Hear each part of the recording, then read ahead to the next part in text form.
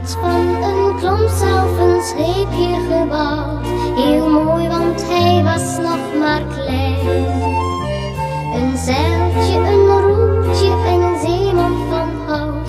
Een scheepje om trots op te zijn.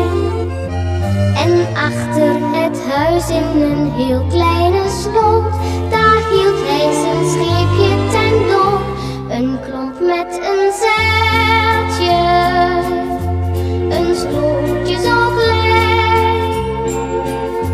Een jochie dat later een zeeman wou zijn. Een klomp met een roertje en hij de kapitein. Dat jochie dat later een zeeman wou zijn.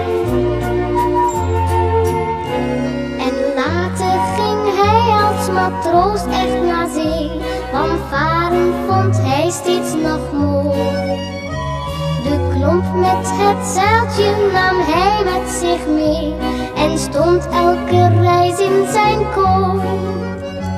Na jaren werd hij kapitein van een schuit, wat hij vroeger droomde kwam uit.